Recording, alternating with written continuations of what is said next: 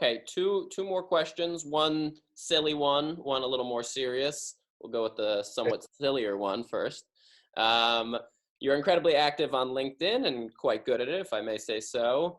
How do you feel about TikTok? Is it just silly fun like Snapchat, or could you see it being a legitimate business presence down the road like Instagram?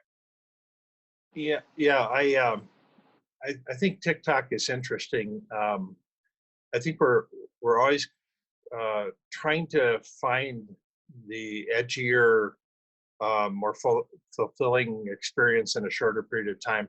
I think we're always experimenting with something that's faster, newer, brighter, shinier, Mm, whatever that might be. Um, I don't think that it's a long-term business model in its current form. mm, Uh, but businesses are very fluid, they're very adaptable, sure. and so I think it could evolve into something that's very significant. You yourself aren't on it though. I I um, I'm not on TikTok right now. That doesn't mean I won't be. Right. Uh, so I just had a conversation about creating a YouTube channel for my 5-year-old grandson, and so that might be happening fairly soon. Um, could we move it to a TikTok channel? Maybe. Uh, Sure. that might be appropriate. That might be, yeah, it might be a little more age appropriate. YouTube can have some edgier content on there sometimes, a little more adult sometimes. But TikTok is for the kids, it seems like, at least for now. Yeah, yeah. I just downloaded it myself, so yeah, I'm just playing I think it's real interesting that when I was a kid growing up, everybody wanted to be a rock star, right. wanted to be on stage playing guitar or drums or something. Today, young kids growing up, they either want to be a gaming star Right, or they want to be a YouTube star. right. A Uh, creator, right. yeah, so it's interesting how all of that transitions and changes over time. Mm. Uh, so if you think about what kids are going to want to be 20 years from now, it probably hasn't been invented yet. So we'll have to wait and see. We will definitely have to wait and see on that. I'm curious about TikTok. I have a feeling it might stay as more of a silly fun, not too serious, but perhaps it could surprise me. Yeah. Yeah. Final question for you. How does your background at IBM inform your views on the future? Um, IBM was quite a different environment. Um, so when I was working at IBM, it was a very secure campus. Mm, We had 2 million square foot of space. At one point, we had over 6,000 people working on this campus. We would have to park way out in the parking lot and walk in and go through turnstiles and badge in and badge out and right. take 20 minutes to get in from the parking lot into work. It was so isolated from the rest of the community that nobody went out to lunch with people in the community.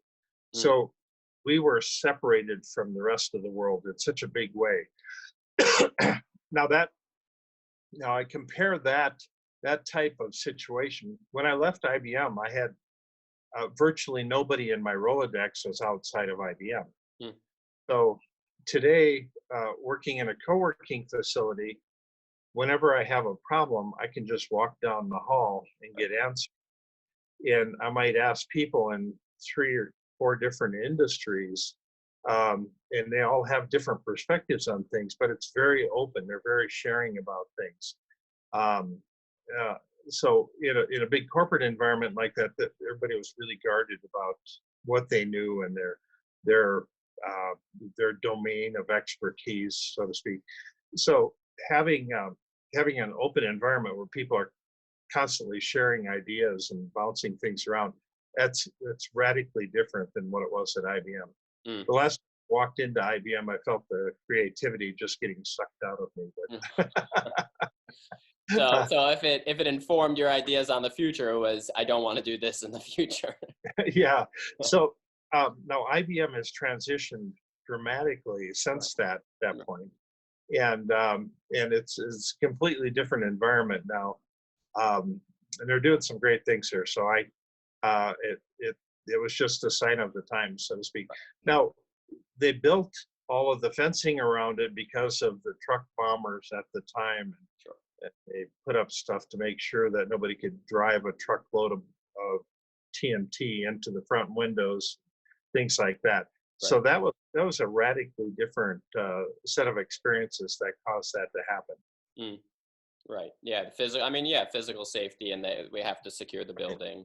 Now it Right. seems like the security is more cybersecurity. There are concerns about hacks and breaches, and Absolutely, absolutely. Yeah, yeah. The cybersecurity is going to be an ongoing issue here, as you're well aware. That absolutely, that's not going away anytime soon. So definitely, definitely, definitely not. I just had a conversation with someone yesterday who was giving me the numbers on the amount of hacks total, sort of global, on businesses, and it's just risen so much in the past 5 years. It doesn't seem like there's any clear solution. right, right. Um, We'll see. so if there's a lot of people out there that are still fall into the camp of radical transparency advocates. Hmm. Um, Now they believe that if we all know everything about everybody, that we'll live in a much safer world. But see, if I know everything about you, then I know what your bank accounts are, your passwords, your credit card numbers, and so then we lose our ability to own things, Hmm. and that ownership ability is foundational to the way the world works. Hmm.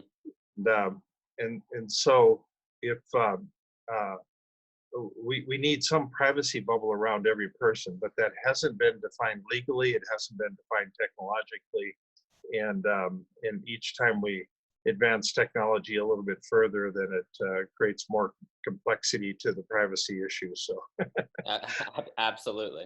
That's a very interesting connection there. Sort of the undoing of privacy leads to murkier ideas of ownership, and yeah, yeah, how that, we always think, oh, less transparency, everyone will work together better and be understood better. All the ideas will be out there, but it's true. It leaves more room for exploitation and just confusion as well. Too. It's not. It's not definitely absolutely, positive. absolutely. Mm.